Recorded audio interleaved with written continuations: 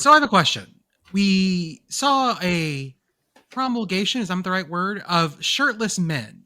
A what? I don't think that's What? the right No, word. that's not the right word. That's not the right word. A what? No. Say the word. Like It's it. a promulgation. Are you word. thinking of honestly proliferation? An algal bloom. Thank you. Proliferation of Oh. shirtless men this weekend. And for the record, listener, if you don't know your SAT words, promulgation means the putting of a law or decree into effect by official proclamation.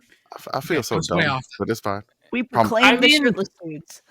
That could be a way to get this going. A Codify it into law. proclamation. Yeah. We saw a bunch of, there we go, shirtless dudes in the stands. And I want to talk about this because we're calling it Tarps Off. Lots of gentlemen are doing this now. We saw it all over the nation at games. But is it stolen valor to do this if you're not a bad team? This started this year with Oklahoma State. We'd seen it in the past with Indiana. Yeah, I was going to say, it is important to note that Oklahoma State did not invent this. Indiana has been doing this since 2021. Is it Well, an Indiana export started if you're doing it taking in something away? True. But the question then is, if you're not a bad team, because we saw this with good teams, Oregon did this.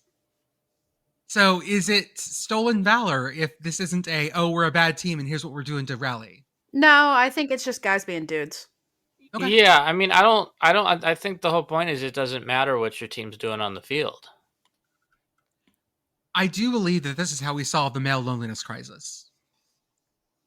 A bunch of dudes hanging out together without their shirts on. We saw dudes of all ages. We saw some lady dudes as well. Mm-hmm. And I feel like this is exactly what we need. The one thing that I think you do kind of need to have is you need to have like some empty seats, right? Like, I don't think it works as well visually if they're surrounded by full sections. And it's probably pretty hard to pull off if, your stadium is actually full, right? There's not because free space for you to go do it. Right. How would the dudes congregate? Yeah. Especially if you just have the upper deck isn't full, people haven't gotten all the way to the back of the upper deck, then at that point, that's when I think it's like, okay, you can do it, right? Because I think if you're at like a sold out packed game, that's the one where I'm like, okay, that it's not happening. But I bet there was space. I bet there was space at late LSU Stadium yesterday to do this. I'm sure there was, but they were too busy chanting "Fire Brian Kelly" to go Tarps off. Really nice enunciation out of them. I was proud of them. Mm-hmm. Not a lot of mush mouth. I was really impressed with that.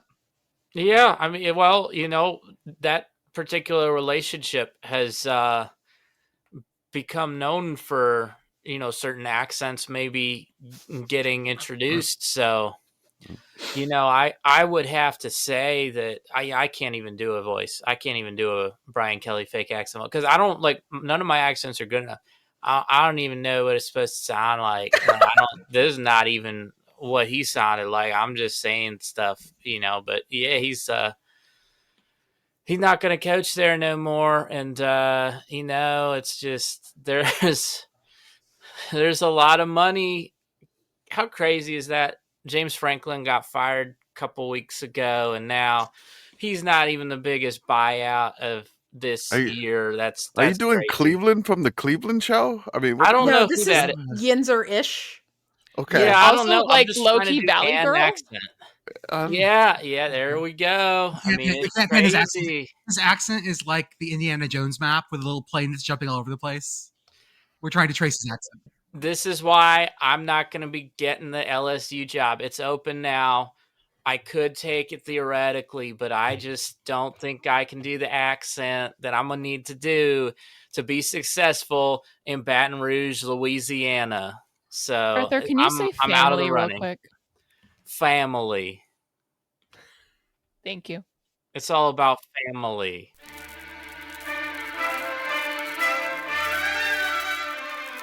Sick O'Malley back here with your game of the week. For week 9, the contingent of Cardinals caravanned over to DeKalb, Illinois to take on their regimented rivals in northern Illinois. The two squared off for the prized possession known as the Bronze Stalk. The series was at a stalemate as both teams had split the series 25-25 and 2 in their prior panels. The Huskies had announced they were leaving the conference, leaving the future of the rivalry in doubt, but neither team was ready to pout. They were ready for another bout as they fought for the bronze bean sprout and hoped to leave town with all the clout, leaving their neighbors wondering what all the fuss was about. The hard-nosed Huskies found a quick strike touchdown for a 7-0 lead. The Cardinals battled back and intercepted the inflated pigskin pelt. The Ball State battalion battled back and bounded into the end zone, banging down the door to tangle the tussle at 7-7. For the remainder of the first half, both teams found follies with fumbles, missed field goals, and frequent frowns with a turnover on downs. After halftime, the Huskies hurried and hustled with hot-headedness and hastiness and hunted for the end zone, pushing the pineapple past the pylon for a 14-7 lead. The Cards couldn't match the NIU notch on the scoreboard as the inflated oval found a Husky's paw, resulting in an interception. The Cards forced a punt by NIU on the next possession. As the struck sphere soared through the sky, the Ball State returner attempted to catch it, but it was muffed, and the peanut plunged to the playing surface, and the heady Huskies hopped on the handy. Northern Illinois notched another 7 counts on the scoreboard, stretching their supremacy to 2 scores. The Cardinals chirped and clawed against the NIU defense, but couldn't close the crevice or chalk up another count in their favor in the final frame. The Huskies hollered and howled as the final horn hooted, and they hoisted the hallowed bronze stalk to the hordes in Husky Stadium. NIU 21, Ball State 7.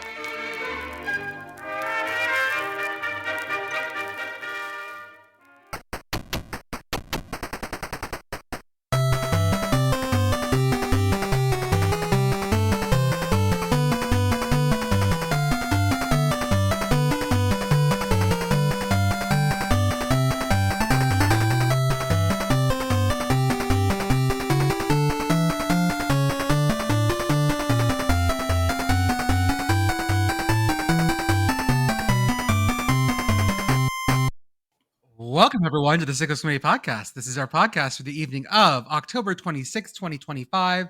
As always, I am Jordan. With me tonight, I have Commish, Beth, Pitt Girl, special guest Big Sky Brigit, and producer Arthur on the ones and twos. Brigit, how are you?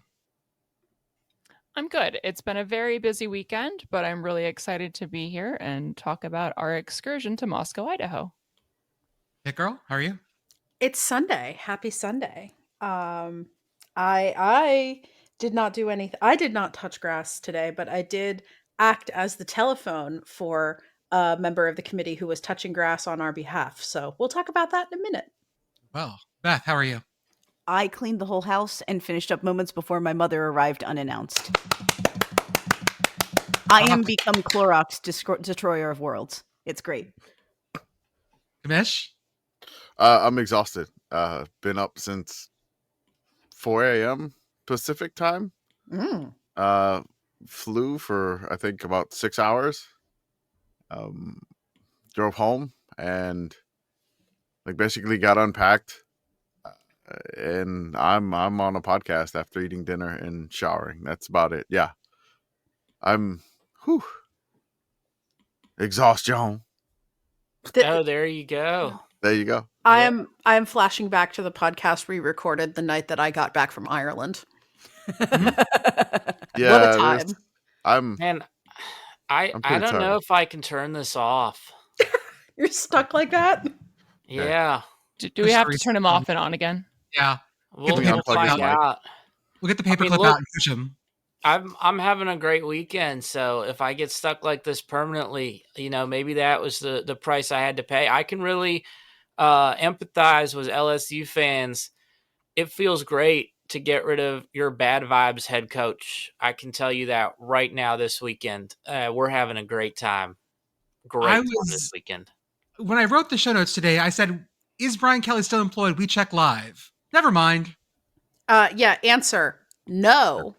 About 2 hours ago, before we recorded this podcast, LSU first announced they were having a team meeting, which is always the kiss of death. Yeah, mandatory team meeting at 8 p.m. We all know what that means. On a Sunday night, too. Mm-hmm. Someone said, well, maybe it's like, oh, we're going to make jambalaya for everyone. No, man. No. Brian Kelly is out at LSU. He is owed in the $50 millions of dollars to do this. And we have to now realize that LSU might be the best job open right now.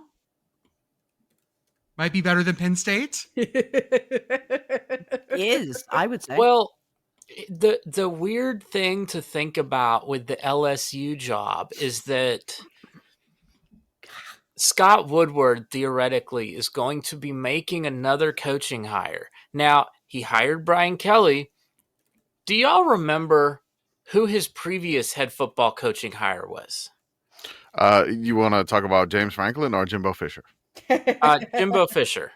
Okay. So, because he's hired both. He's hired all three. He has. Yeah. He's But responsible for the three biggest buyouts in college football history. Yes. Well, LSU, I will coach your team. Yeah. I wouldn't put the Franklin on Let one on Beth him. coach. The extension that paid out that buyout, I don't think was Scott Woodward. But Okay. he kind of, I mean, I have no idea. Like, if Penn State had not fired James Franklin, him hiring James Franklin away from Penn State would be like the Scott Woodward type hire. Like, I don't even know who is a big enough fish that's also kind of ready to be done at their current school that matches his type. How is Lane Kiffin going to coach 4 teams? Is my question. Can I say that Scott Woodward wanted to hire Jimbo Fisher to LSU before hiring Brian Kelly? Yep. Yes. Yeah. So I mean, he's available. Scott Woodward has a great track record in hiring other sports. He hired Kilmulkey. She won a national title. He hired, I believe, the gymnastics coach at LSU, won a national title, the first one in school history. Right, the baseball coach. Hired the baseball coach, national title. 2, I think, right? Maybe so 2023 and last year, right? Oh, his hiring MO, right? Yeah. For all of these sports, he goes out and he hires the biggest name he can. Like, he goes sorts by like best, highest profile coach, and that's who he hires. And it has worked out for a bunch of other sports, and the track record in football specifically is not great. No. This means, however, that Commish, how many dong is this worth? Oh, like, did I posted that somewhere? I got it right here. That would be, let's see here. That would be thousands, millions, billions, Trillions, I think. Quadrillions, I believe. Quadrillions, yep. Quadrillions. That's one quadrillion, 416 trillion, 977 billion. No, it is trillion. Never mind. 1 trillion. Yeah, 1 trillion. 416 billion. Yep. 977,400,000 Vietnamese dong at the current exchange rate. It's a lot of dong. That's a lot of fucking dong. So many dong. Ding fucking dong. That's right. Sure. Keep the heads ringing. Ding, ding, dong. We did I have. put that on the Instagram. I noticed and I appreciated it. We did have sickos on site. Sickos touched grass this weekend. We'll start with Big Sky Brigit and Commish. You went to Moscow, Idaho. How was it?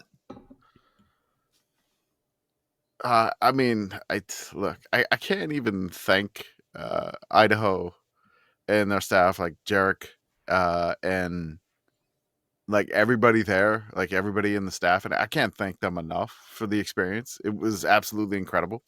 It was something that, again, I'm trying to I just unpacked my luggage, and I'm trying to unpack everything we did in such a short, condensed period of time.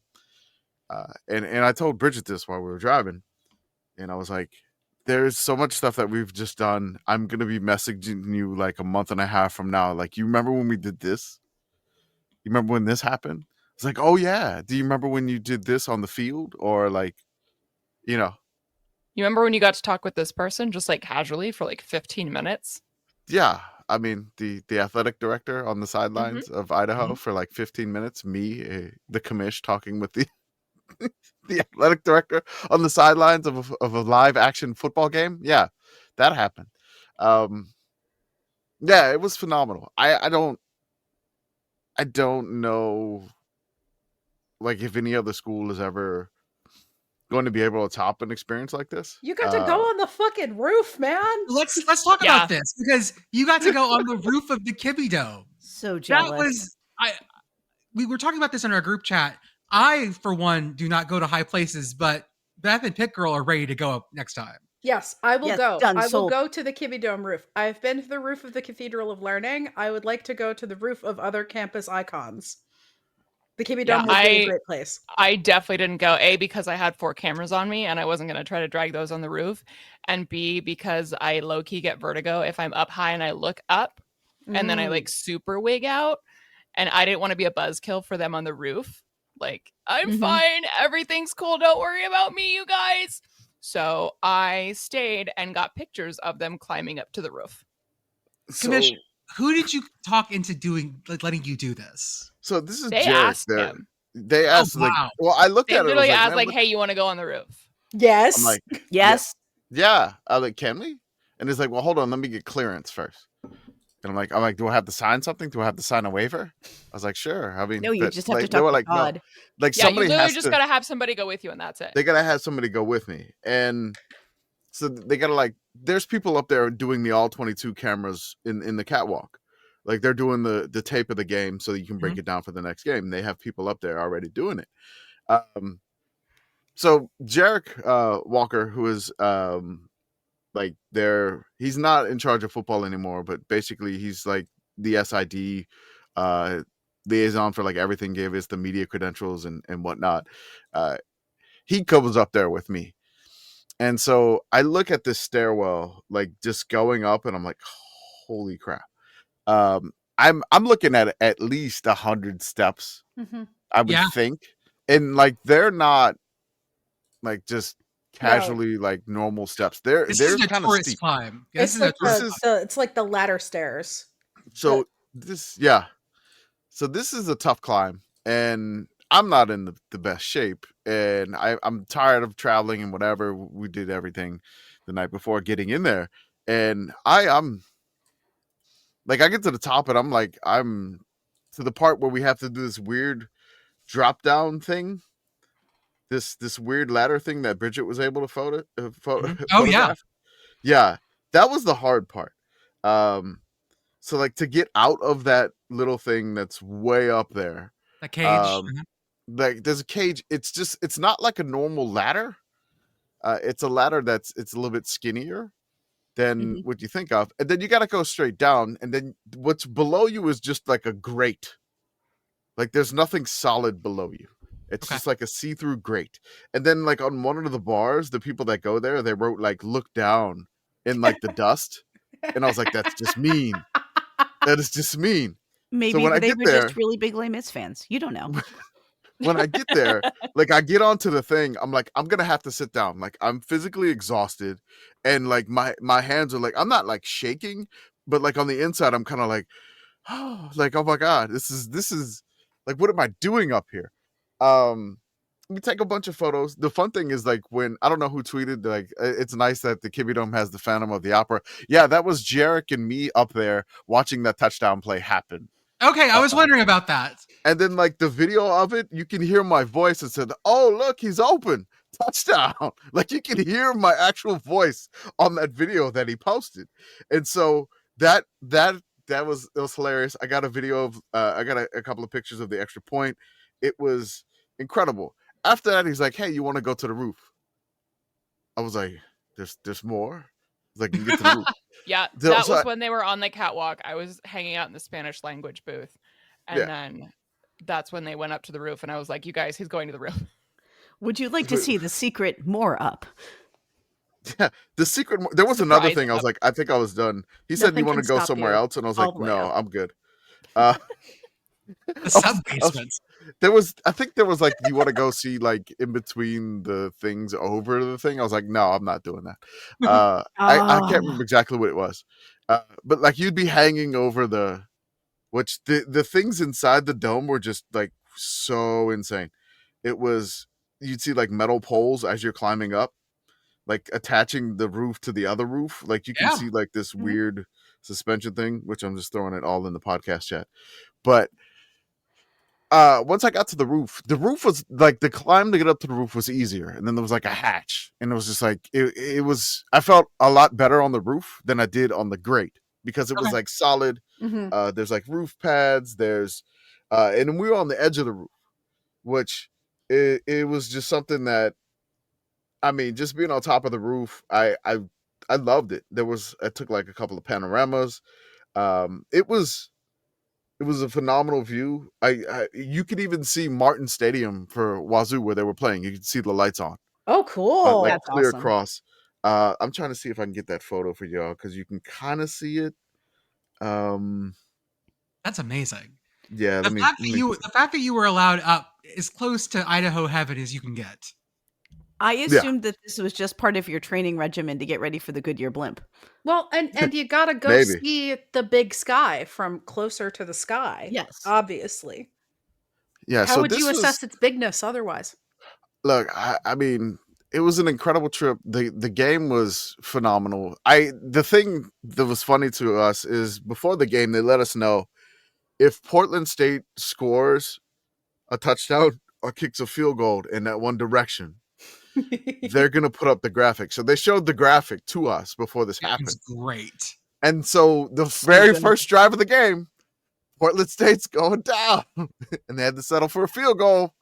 And they posted it. And I was like, "This is incredible. We are our first field goal distraction." It didn't work. They made it, but it was a Ladies and short gentlemen, field goal. listeners, if you didn't see it, they put up a Sickos Committee logo that said "Miss It" on the hand. It was great. It was phenomenal. Like I could take the entire podcast and just talk about this trip with Brigit. So I mean, what Brigit and I are gonna do is we're gonna do a Patreon pod about it. We may get Jarek on. There's so much that we could go in details for this, which is like, I mean, it's just an incredible experience. It's worth the trip up there. The town was cool. Being that close to Pullman was just like really weird. Like you have two colleges like separated by a state border that's like really nothing in between them, and there was a weed dispensary in between both of them. Yeah, of course. Right on the border. Perfect. Perfect. But Now, it was Commish, Floyd. Shout out you to Brian also- Floyd. You also got to see Roosevelt. Yeah, I did. How was the Inferno turf? So we sent a message to Eastern Washington SID. They had a game away at Weber State. And I was like, hey, can we just go out to the field and walk on it? And he was like, yeah, sure. Track practice will probably be out there. The band will probably be out there. But like the south gate behind the ticket thing is going to be open. So we go walk on Roos Field, the red field. I sent that to my kiddo. My kiddo was like, I want to go there because his favorite color is red. Oh, there you go. But like every plant around campus was like red. Like there's like a native red plant. And it made absolute sense. Like around the stadium itself, because like when you see it, like the Google picture, it doesn't do it any justice. It's like kind of down in a bit of a bowl a little bit. Okay. And it's surrounded by like these red plants. It's really cool. It's awesome to see. It was, the turf was rather hard, I would say. Like Okay. it didn't have much give. Yeah, we were But- talking to people at Idaho about the differences in the turf and the different Big Sky stadiums. And they're like, oh, yeah, they just replaced their field, which we're like, okay, that would make sense. Whereas the it Kibbie hasn't Dome broken next in yet. year. Yeah. Mhm. Yeah. Yeah, they're going to replace the Kibbie Dome next year, which was a lot cushier and Yeah. a lot nicer to sit on, especially when you're carrying 4 cameras around. Okay, The funny thing when we were getting into Eastern Washington, we're like, well, where do we got to go? And the band's practicing and they're playing the Mission Impossible theme. nice. Perfect. And then when we find the open gate, the Jurassic Park theme starts. Did you take Bridget's head and like turn her head towards it? This turn is like, I took off my sunglasses. Yeah. It was A great. little man in a little hat came over. Welcome to Roosevelt. Welcome to the Inferno. The Inferno. We sat in like the suites that they had. There was a bottle of champagne just chilling. We didn't touch it. We thought about it, Oh, but we we thought didn't. about it, We were but- nice. And it was Popping cork, bubbles so in it's the probably club. flat. Yeah. It was great. That is amazing. I look forward to your full report. It's I could probably talk about this for like 2 hours, and we got to break down the week thing. So I'll definitely put that on the Patreon.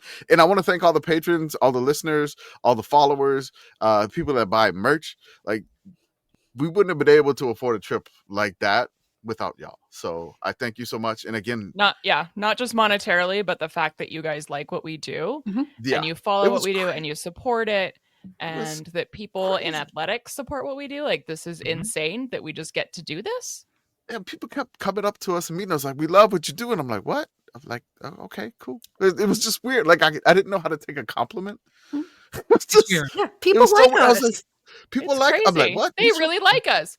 Are No, you but sure? seriously, thank you to everybody we met this weekend and who was just so like much. kind and hospitable. And it's just insane that this is just a thing that we get to do. We met the coach too. We took pictures. We met the coach. And Yeah, the we coach's seen the wife. coach and his family. And his family. Nice. I gave stickers to the coach's kids. I ran out of stickers. I had like 100 some odd stickers. I ran out of stickers and koozies. I Hell passed yeah. them all out. Hell Commish yeah. sent me stickers. Hang on. Yeah, you got a big bag coming in. I'm pretty sure, Bridget. It came in on Friday. It came in Perfect. at 11 o'clock on Friday, and I left at like 9. Of course. Beth, you Yeah. were at West Virginia. West Virginia did not shit themselves this weekend. They did not. Yeah, this was we were far mightier than we have been, which was nice. Our 7th quarterback came up limping 4 times during the game. Oh no. Yeah. He never So came out. What happened? Okay, he never came out. So we don't know Never what came happens. Apparently we're in walk-on land at that point. Oh, okay. I mean, you still have your eligibility, right? I do. Yeah, I have all 4 years. Okay. So yeah, I'm more than happy to do that for the 2 plays that my old body could handle. 2 is really selling it, Beth. You got 2? No, 1. I could make 2 because when you're really hurt and you do that jump up right away, I'm fine thing. But by the second play, my body would realize I am not fine. And in fact, I've broken my everything. No, at one point in this game, my 2 favorite moments of this game, West Virginia went for it on 4th down in their own territory. And by in their own territory, I mean inside of their 40-yard line 3 times in the first half. Nice. Yes, they went for it on their 33, their 36, and their 28. How went- did that go? Not good, surprisingly well. Okay. And That's my better than we favorite would've part thought. was, so they make their first down on their 4th and 3 from their own 28. And the whole crowd just goes, "Hey!" Like someone walked in the bar that they knew. It was hilariously They're fun. letting the riffraff in. The other thing was that when West Virginia went for it the first time, which was a disaster, it was a sack, very, very bad. They had another 3 and out because that's all we did for a while in this game. Rich Rod just on about the same spot. Rich Rod decided not to go for it, and everybody booed, and he proceeded to go for it for the rest of the half. Bullying works. It's just like, why not? Yeah, Puddles was very funny during this game. Yeah. How is it? So, at the beginning of the game, he's like, "We are very bad, and we're going to lose this game." And the whole way through the game, he's trying to talk himself into "Oh man, I think we can win it." When we got it down to a 1-score game in the 4th quarter, he's like, "This is the moment. This is when we're gonna turn it." And I'm like, we can't. He's like, no. Last time we had all these pivots. There was this great pivot when it looked like everything was gonna go wrong. Like, this is the moment. I'm like. As I'm leaving, I hear him behind me. He's like, "This is still the moment." Oh no. Yeah. So just for reference here, Puddles is the nickname of Beth's dad. We get questions inside the Discord, but that's Beth's dad's nickname. So Mhm. And he- this yes. anecdote is exactly why. Yeah. All vibes. All positive vibes. Only All positive positive vibes. vibes only. I think it's gonna work out, guys. it's gonna work out. Everything will be fine. Arthur was at the Pitt game. Pitt Girl watched the Pitt game. How was it? Oh yeah, I mean, I guess if we're going to talk about it right now, I can tell you about it. I didn't realize we were going to talk about it so early in the episode, but it It was certainly a game. It took forever, it felt like. Yes. I don't know why it took so long, why it felt like it was taking so long, but I was just sitting in the stands and like, how is it still the third quarter? The third quarter in particular was interminable for no real reason. It just took forever. But Pitt football looking good. We got a block of shirtless guys. Yeah, but it wasn't Like like you said. there were any long reviews or No. injury timeouts. It's just I It just don't took know. forever for It just some took reason. a long time. But Pitt is bowl eligible now, so Yay! Yes, it is. that's the important thing. Also, because this was the first game that Pitt played at home all season that was not a noon kickoff, I could finally bring honey baked ham to the tailgate. So Woohoo! that was exciting. The reviews were pretty. It was like pretty good ham. That's what people said. So Yeah. there was a touchdown in this game scored by NC State that so like I think it was like last week. He pulled a muscle, right?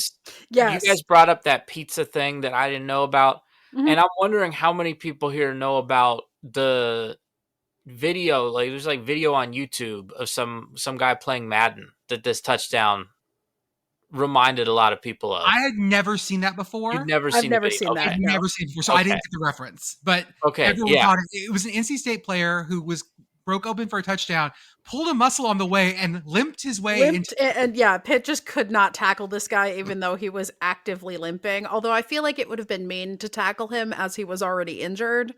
Yeah. But They got him in the end zone. They knocked him out. They knocked his ass down in the end zone. Yeah, it was a trick play. That's how he got so open. Yeah. So It reminded me of the Greg Jennings. He put the I was team gonna say, on is his that back. he put the team on his back? Yeah.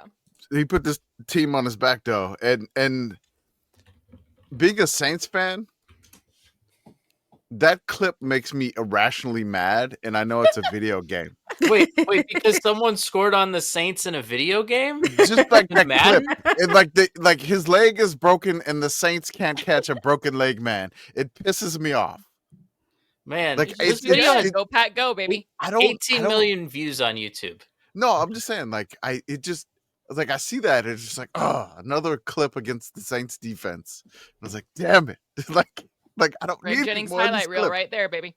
It's just like, One thing I will say about the video where like it is a little bit ruined for me is even in a video game, the presence of video game Darren Sharper, given he's in prison now. It's even worse. Yeah. It's just like the whole clip is just bad. I'm like, make it go away, and it won't go away. we had the special 12th member of the Sickos Committee. I don't know what number he is. the 12th man of the Sickos Committee. So it's the 12th man. Pitt Dad went to a game for us this weekend. He went to New England College 14, Maine Maritime 10. Listeners, this was between in Bill C's SP Plus, the 764th best team in the country versus the 765th best team in the country. We watched this. I was glued to it on the I T1 was too.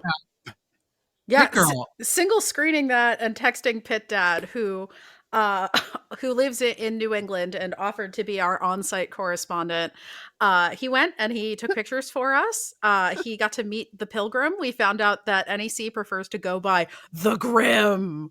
The Grims. The Grims. Go Grims. Go Grims.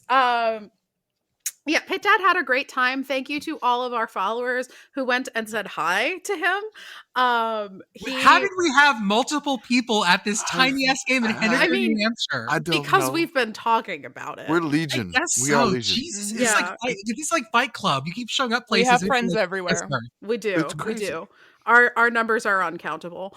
No, but Pitt Dad had a great time. He spoke with one of the sports info guys at NEC, and they were really excited that we were there, which is so nice. We were so excited to be there, NEC. Yeah, Pitt Dad says he's Pitt Dad was also just super excited to be there for us. He wants me to thank all of you for Aw. having him, which Oh, is so Aw. yeah. This is all incredibly heartwarming. And he had a lot of fun meeting our followers and watching this game. And this game was like low key a banger. Like I Yeah. really enjoyed watching this on the broadcast. It was fun. It was a lot of fun. And it was honestly so nice to watch a football game that doesn't have an ad break every 5 plays. Yeah. it was Like done this in game kicked at 2 noon and they were hours. done at 2:15. You Yeah. should watch more teal. I should. Like D3 football, D2 football, like I mean, some FCS games don't even have Yeah. it. D3 football is very much like, hey, we know you have shit to do today, and we're here for you. It's I appreciate that about D3 football. It's like, hey, come watch.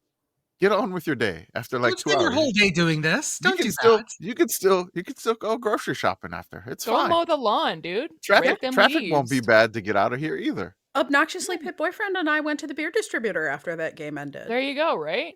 There you Yeah. go. Go there. You can hit the depot. Yeah. There you go. The deep. The Grims win Yeah. of the first game in 51 years. Maybe longer. Yeah, Actually, we're not that was sure. what the broadcast was saying, but Quirky Research did some research and it looks like it might have been their first win since like 1950. Now, Either listeners, way, they it's been a cut long football. time.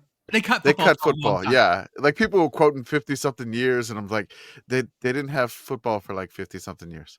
It I is mean, still I just came feel back. I feel like you can still put that in Yeah, the I know. graphic you make. But Like- you gotta put an asterisk to that, please. We're going to talk about a game later, but a team scored this week, and I didn't have to include their bye week, which is coming this next week, in Oh, some stats about how long it had been since they scored, because they scored this week. Find out who it Congrats. is later in the program. I'm sure you can NEC's guess. defense gives up only 10 points, their best performance of the season. Yeah. And NEC's last one was against Leicester Academy, which became Becker College, which doesn't exist anymore. Did somebody had a 98-yard touchdown run in this game too? Yes, Yes. yeah. Maine Maritime was backed up in their own end zone. I was like sitting there trying to manifest a safety because Yeah. they snapped it from 2 into their own end zone, and then it was a 98-yard touchdown run. That's It was beautiful. great. It was fantastic. Like they had gotten a big, and they ended up there because they had gotten a big stop against NEC. Like NEC I- was about to score, and Maine Maritime forced the fumble. Pitt Dad got a great photo sequence of that where you can Yes. see the ball in midair in the end. I can't even. I And can't so, like, even, this game- believe. This game, genuinely, it had everything. This game was fantastic. Also, evidently, the walking tacos were really good. Yes, I saw that. The walking back Yeah. was really good.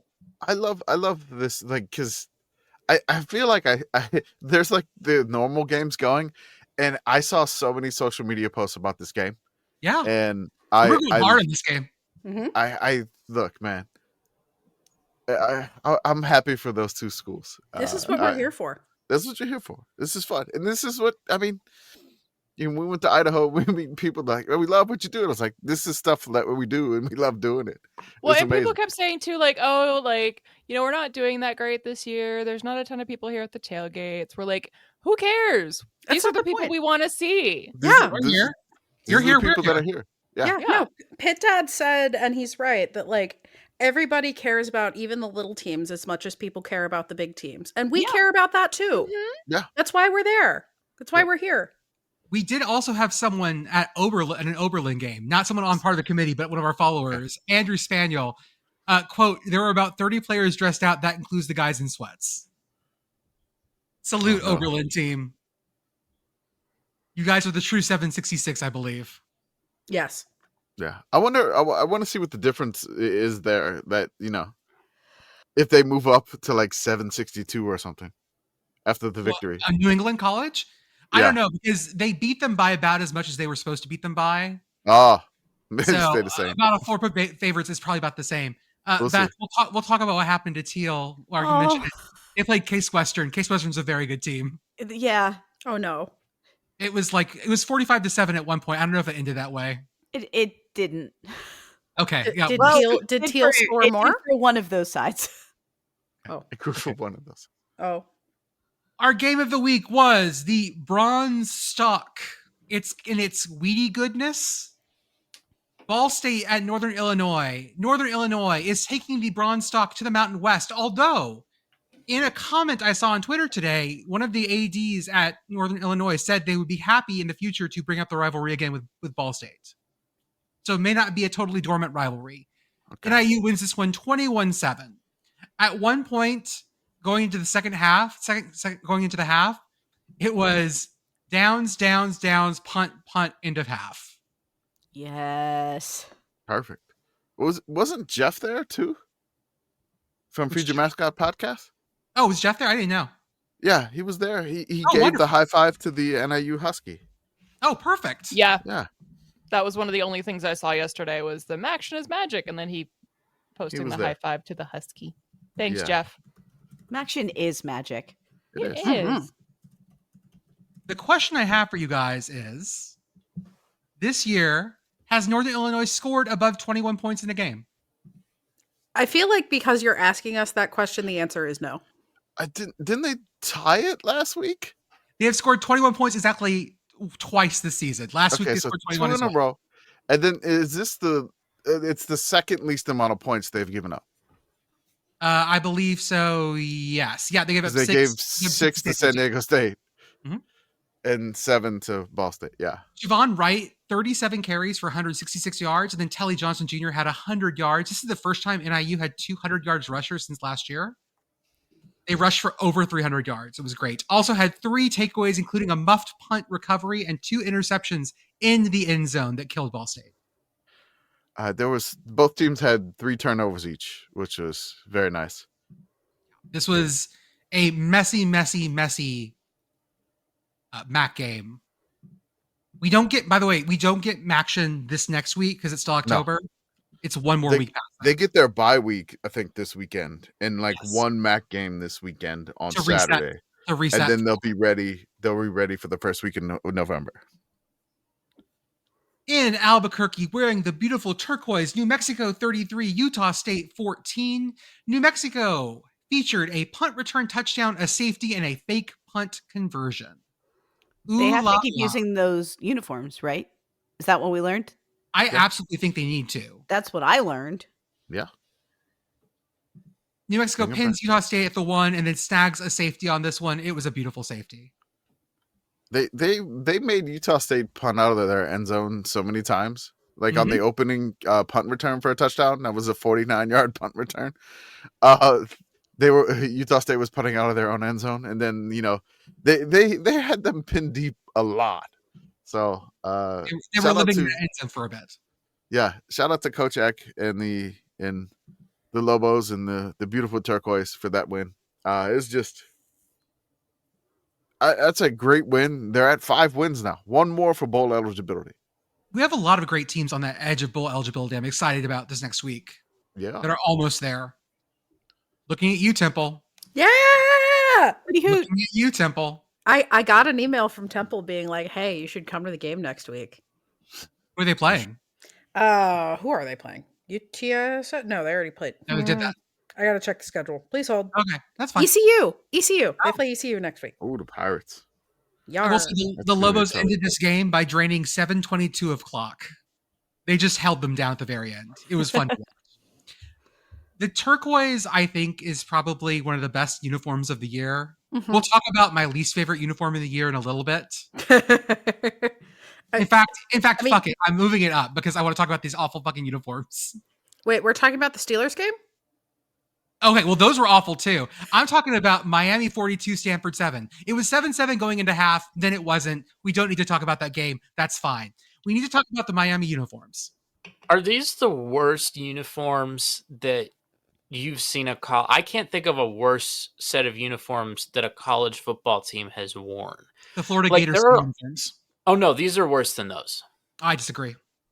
I think the thing that really puts these uniforms in a level where I think they're worse than anything else that we've seen is that every other bad uniform that people point to as one of the worst college football uniforms of all time at least still has elements where they're recognizable as that particular school. If you couldn't make out the U's, which were camouflaged into this uniform, there's nothing at all about this that says Miami. I mean, even when it comes to wearing camo, I don't think of Miami fans as It is camo so fan far base. down on the list of things that I think about Miami. Like, FIU has Vice. That's Miami as shit, right?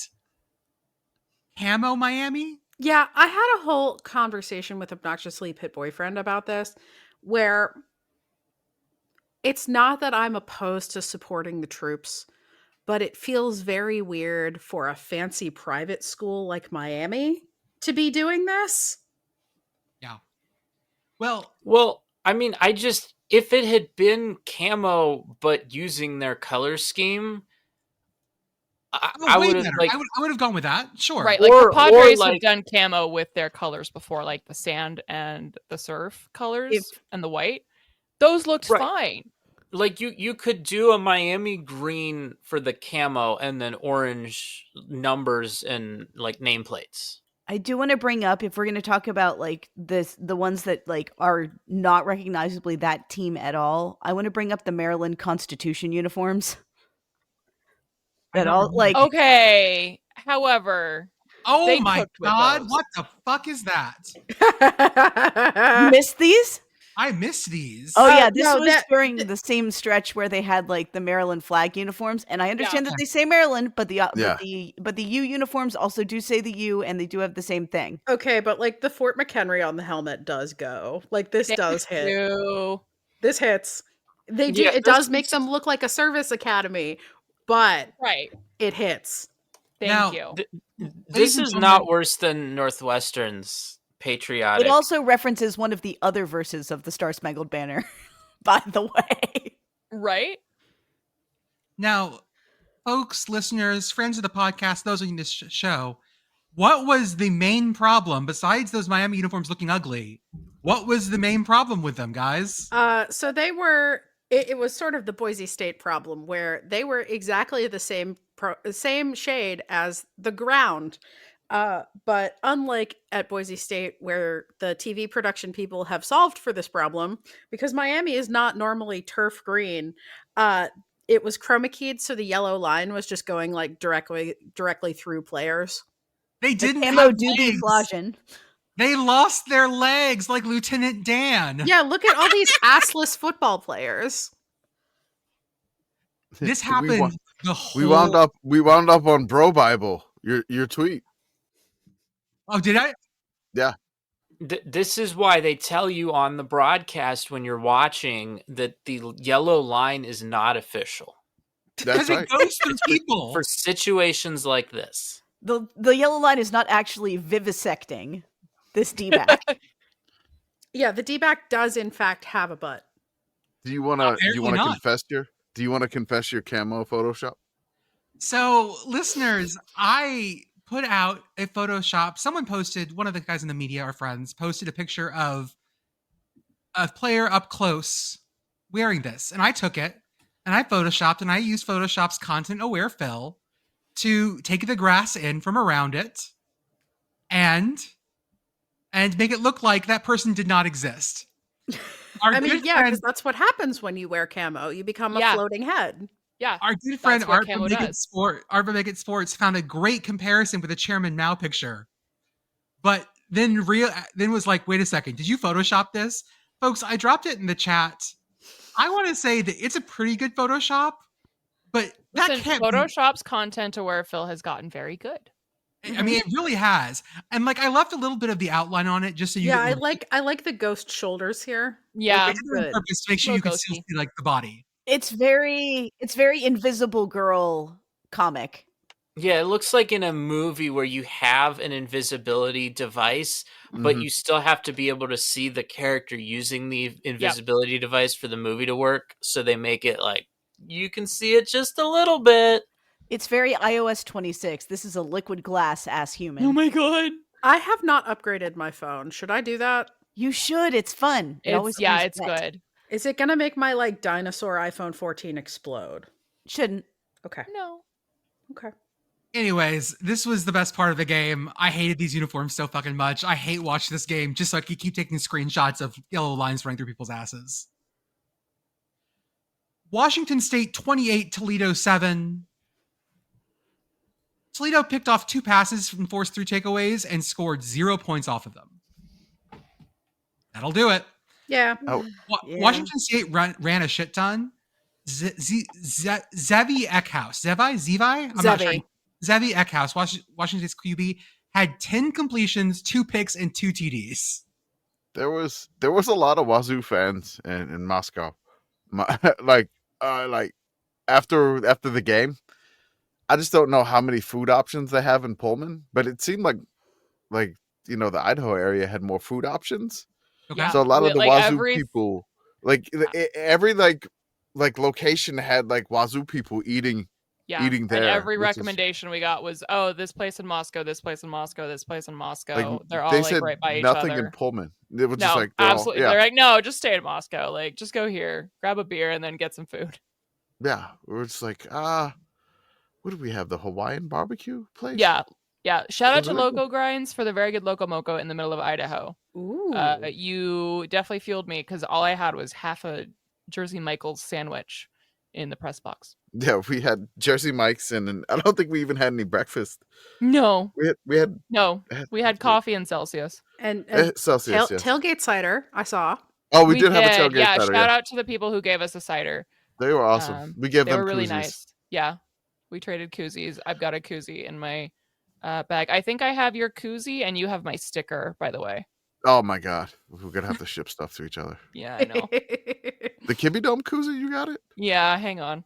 Oh, okay. No, it's okay. You don't have to give it now. Welcome to our production meeting. Another Welcome to game. Koozie swap. Koozie swap. This was, by the way, not the wildest game on the CW. I will let's talk about that CW game real fast. I'm moving things around because hey, whatever. I'm DJing this party. Yes, you are. Sometimes you just gotta like swap the mix around a little bit.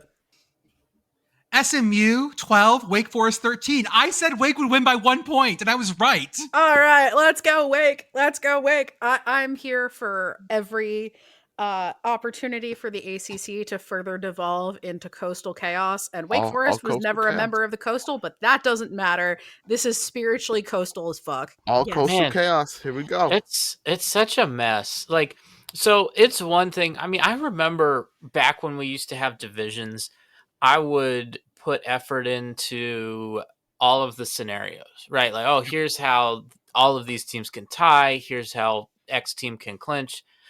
It's just such a mess now. I'm just going to wait. And whenever conferences post things, when the Big Ten realizes in the middle of the week that, oh, hey, Oregon clinched a spot in the Oh, I forgot about Big that. Ten That was great. championship game.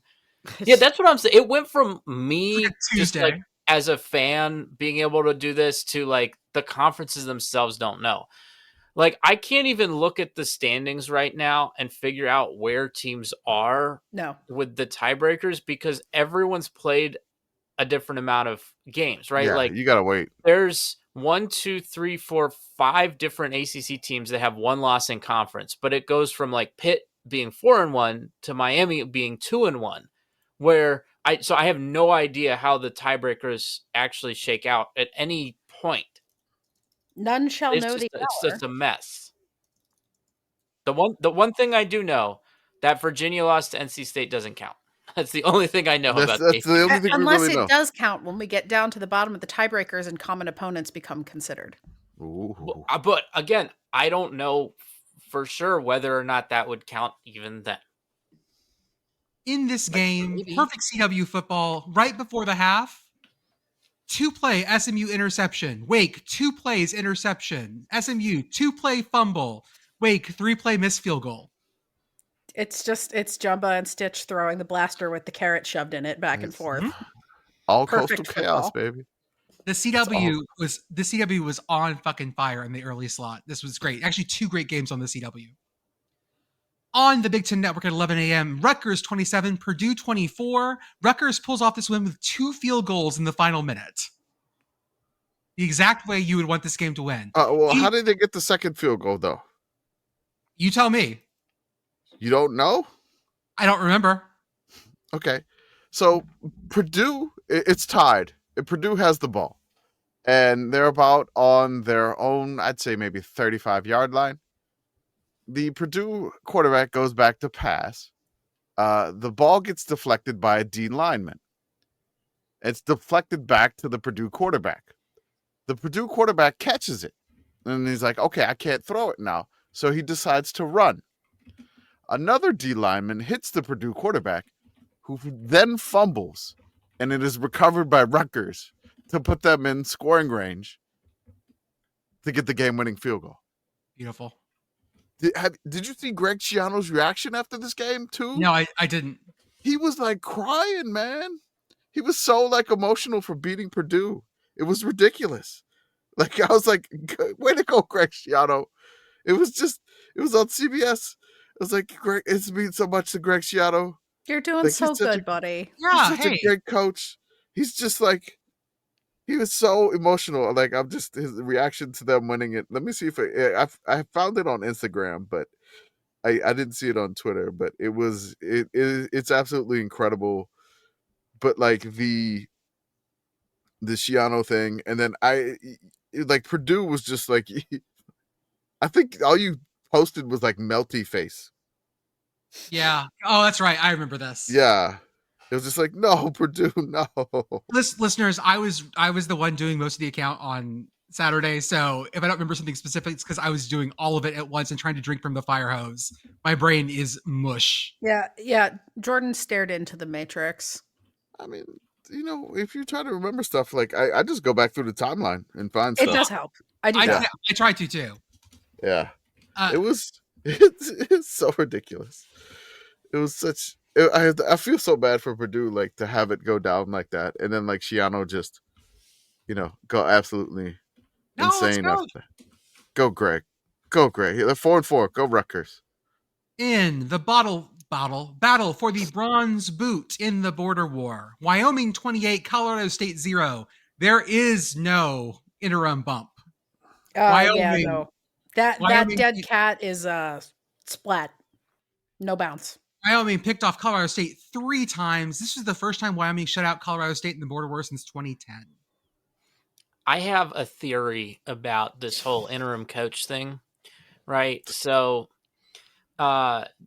there is the interim coach boost, but Okay. like it has to be shared. So once you get too many interim coaches, it dilutes it to the point where you stop getting the benefits. And I think at this point now, the NBA is also siphoning the power. So you're telling me that I should not look in 2 weeks for LSU to beat Alabama? Well, maybe that depends. Do all of the other interim coaches stop winning? Then maybe all of the power is going to LSU. At the end of the very famous anime Sailor Moon, all of the Sailor Scouts end up dying, or they're in the process of dying, and at the very end they all give their power to Sailor Moon to save things. And I feel like if Brian Kelly is Sailor Moon in this scenario, Oh, I'm sorry, what? Hi, sorry, the podcast foremost Sailor Moon scholar here. What the fuck, Jordan? Can we just like That's Can we just hurtful, name- but also, yeah, what the fuck? See, I'm thinking about at the end of ACOTAR where they like revive Feyre. Sort of the same vibe. They all get like a little piece of each High Lord's power. yeah. Man, And I Brian Every Kelly time you and I make the podcast swerve into book talk, it makes me laugh. Yep. and Brian Kelly takes his magical sailor little like scythe thing and points it at God. Alabama and goes, "I will punish you." God. I don't know what any of you are talking about, but I feel like if I pull the podcast episode title from here, it might get some response from people. Yeah, if you say anything about ACOTAR in the podcast title, we are going to get a bunch of women my age listening to this show, and that's going to be awesome. Bridget's about to bring down the silence glyph. I don't Thank even you, know what this means. and yes. I don't know what any of this means. Here's something you might understand. I'm gonna crescent beam Jordan, like straight Hell up. yes. Here's something you might understand. Watch Sailor Moon. You freeze going, "I lived, bitch."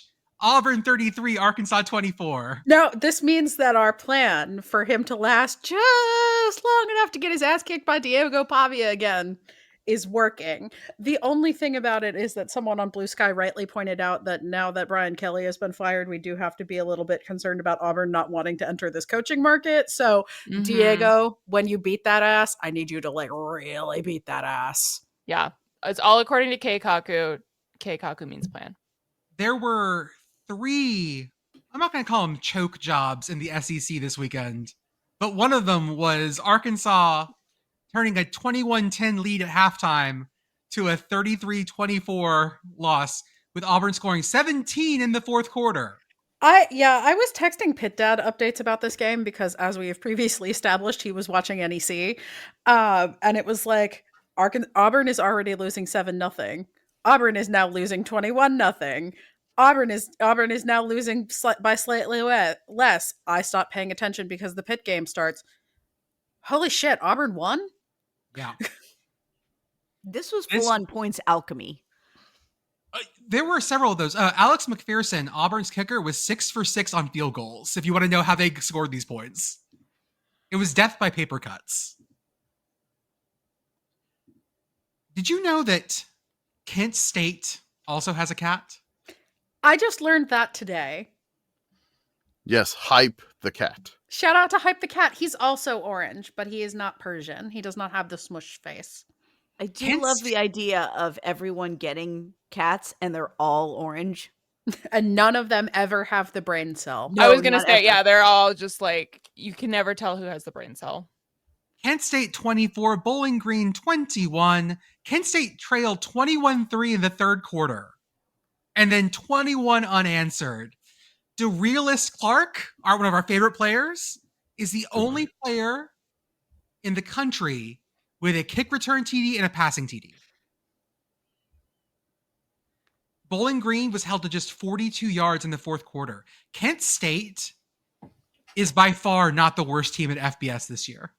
By far not the worst team at FBS this year. Mm-hmm. Oh, Brigit has the Vandal chips and the Vandal bar. Ooh. Yeah. I was cleaning out my bag while you guys were talking, and I was like, I forgot I had these. My kiddo already ate the chips. What does Vandal taste like? And they're like specifically Idaho grown potatoes. Of course they are. Caramel, marshmallow, milk chocolate, and sea salt. That's the Vandal bar. Yeah. Yes, I haven't eaten that one. He enjoyed the chips, and he said they were better than any other chips he's ever had. So, but I know the Pennsylvania people. I'm gonna have to send you another box from Leaktees. Yeah, they're real particular about their chips. I know. Right now, I'm gonna tell Jarek at Idaho, like, send the Pennsylvania folks on our podcast some chips. Although I will say, even as a Pennsylvanian, my favorite potato chips are Irish potato chips. Oh, Trader Joe's has Irish potato chips right now, and they're so good. Shout out to Toledo. I am always happy to give your snack food a fair tasting. Yes. Please send us your snack foods. We will sample them. Unless they will kill me, in which case, please don't send them to me. That's fine. You can send the Beth and I will be the sin eater for Beth. But it's thank you. Eggs. Another Mac upset, a Mac set, a Mupp set. A what? We got to keep workshopping that one. I think a Mupp set is when Mupp sets at you. No, Mupp set sounds like we've made Cookie Monster sad. Yeah. Why would we upset any Muppets? A Mac fusion? No, what? No, no. You gotta think these things before you say them. No, I don't. Jordan, for the love of God. How about Akron? How about a Maccident? All right, there we go. Thank you. Hey. A happy Maccident. Hit the 3-pointer button.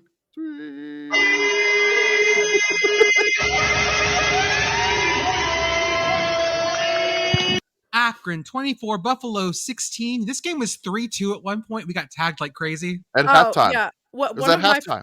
One of my friends texted me and was like, "Is the committee aware of this?" Yes. It wasn't at 3-2 at half. It was 13-10 at half. Oh, okay. It was 3-2 in the first half. But Akron dominated the second half with 21-6 in the second half. And Akron picked off Buffalo 4 times and recovered a fumble, but only was able to turn those turnovers into 7 points. Buffalo has won 7 straight against Akron before and snapped the streak. You mean Akron snapped that streak? Yeah, Akron snapped the streak. Thank you. Yeah. Kent State and Akron won on the same day. And I posed the question, when's the last time that happened? Turns out 2022. Yeah, okay. I have that research. It says last time Kent State and Akron won a football game in the same week was November 26, 2022. Kent State won in overtime against Buffalo 30-27. Buffalo was involved. Akron blew out NIU 44-12. Ooh. I didn't know Akron had that in them. Akron had that dog. Again. I mean, Akron yeah, and- sometimes they beat Pitt I- that one time. like I was both there. Both teams kind of look kind of feisty, and I'm looking forward to this wagon wheel this year. Like I think gonna both be- teams got some scrap in them. It's Yeah. going to be a great fucking wagon wheel game this year. Oh yeah. We'll do our ad read now. Folks, if you want to look as good as the Sickos Committee, and of course you do, wear home field apparel. Use our offer code yes, ha ha ha, yes, 3 ha's for 15% off your first order. Beth is wearing her Stephen F. squirrel, Austin. Stephen F. Austin squirrel shirt. Every man a wildcat from Commish. I am not Emo. wearing that shirt right now, apparently. Huh. I'm falling down on the job, but I would like everybody to know that I'm supporting NPR via a shirt that reads "Feral for the Free Press" and has a possum hanging off of the L. Okay. It's It's delightful. not a MACCoon. It's I a love possum. that shirt. I've been eyeing your shirt the whole time. Like, that's a very good shirt. I You could- you should get the shirt. It is available. Support public media, folks. I could only see the feral part the whole time. I was like, She's, okay. she's just feral. It's fine. We know I that. mean- Yeah, Yeah. I mean, Yes. I also Well, want a shirt yeah. that says feral because I'm feral. Can I just put shirts that say feral on my children to warn people? Yes. What if I get a shirt that says Ferrell, but it's like Will Ferrell? That's spelled differently. I am picturing like a shirt that says Will Ferrell, but then it's like Will Ferrell as a raccoon. Oh, I like Yeah. that. Okay. Yeah, or like Will Ferrell cat. Yeah. Sure. Join our beehive for all of our written work, our sicko synopsis, our stats summary, and our weekly food fusions. If you are going to games, use Vivid Seats for your big purchases. Use our offer code SICKOS20 for $20 off your purchase of $200 or more. Join our Patreon, $5 a month, only $1.25 a week. Gets us to more games and gets you guys into our Discord and access to special stuff. It For gets just me on the Kibbie Dome $1.25 a roof. week, you too can send Commish to stand on the Kibbie Dome's In roof. the arms of an angel. No. In the arms of Joe Vandal. Did you feel the call of the void up Are there? you saying that he died? No, I'm alive. I mean, maybe. I died and gone to Idaho I mean, his heaven. soul left his body, yes, and we sat in the press box for a while it Like came after I back got to decked him, down, I but- was kind of like the roof wasn't too bad, but just that He ladder was to showing the me grate, pictures coming down, and my Mhm. soul left my body. that ladder to the grate, and I was like, the ladder to the grate was the hardest part. But it was cool. Like Jarek was like, "Hey man, I want to see if they get a touchdown," and I was like, "Okay." I was like, "Oh, this one's open. Oh, he's wide open." And he gets a touchdown. So he posted it. So like, I got the extra point, and then we went. He's like, "Let's go to the roof." I'm like, "Okay." But yeah, the hardest part was that ladder was not short either. No, it was not. No. It was a long ladder. A long ladder. Go to our merch store at sickoscommittee.org. We have new merch, our all coastal chaos merch, letting people know that the coastal is eternal, always in your hearts. Join our YouTube, our Instagram, our Twitch. Shout out to Message Board Geniuses podcast. They go the places we refuse to go. Commish, can you read real fast? Can you pull up the little bit you said you wanted to keep to clip? For what? Oh, I found it real fast. So Message Board Geniuses put up Oh, a post about how A&M fans are so disrespectful. I'm going to read the Yes, quote. This is that I from wanted to Claire put- Jenkins, I believe. the one I was like, can we just Yeah. frame this quote? So here's the post. After we all left, they decided to go to the lower bowl and take the seats we left vacant. Then they had the audacity to sing the school song after the game. Shameful. Last year, after we lose, they even played Colin Baton Rouge. So Taylor's when the team is down. New paragraph. I know we like to ask folks to suck our dicks, but I don't consider that disrespectful.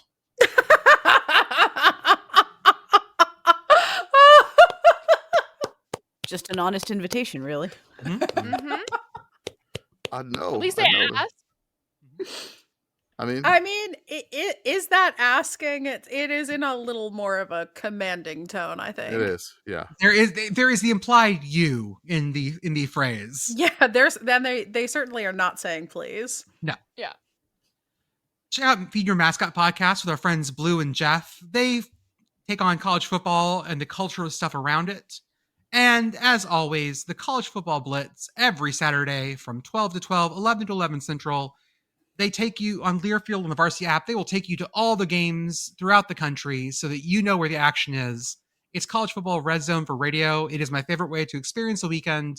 Join us. They also have a live YouTube thing now where you can watch them sweat and watch them look at all the videos. Yeah, you can watch Hartzell slowly lose his mind. It's great. Losing his mind, but without Felder and Serber. Mhm. Yeah. Yeah. Listen to Hitty. Other stuff. Miami of Ohio, 26, Western Michigan 17. Miami is now at the top of the MAC standings all by themselves. They are in the driver's seat to the championship game if they just keep going the way they are. Like I said, they were 0-3, and I was like, but they're really good 0-3. Like, Yeah. can they make some hay in the MAC? And they've rattled off 5 straight wins, 4-0 in the MAC, 5-3 overall. So nice bounce back for the sweater vests of Chuck Martin. South Alabama 28, Georgia State 31. Hold up. No, South Alabama won this. Yeah, no, I flipped this. Sorry. It was South Alabama. I thought it was 38-31. Yeah, I just missed. I fat fingered it. Okay. 38-31. Yep, got it. South Alabama 38, Georgia State 31. South Alabama snaps a 6-game losing streak to get into this game. Produced a season-high offense of 468 yards and forced a fumble to seal the game with an interception. Look, man, this game was nuts. I love the first quarter. It was like 70-yard touchdown, 52-yard touchdown, 75-yard touchdown. It was a track meet. It was so awesome. And then they stopped scoring in the second and third quarter. And then the fourth quarter, more score. This game, great Thursday night game. This game died in the middle. Yeah. They scored a combined 35 points in the first quarter, and then it just stopped. Yep. Virginia Tech 42, Cal 34 in 2 overtimes on a Friday night.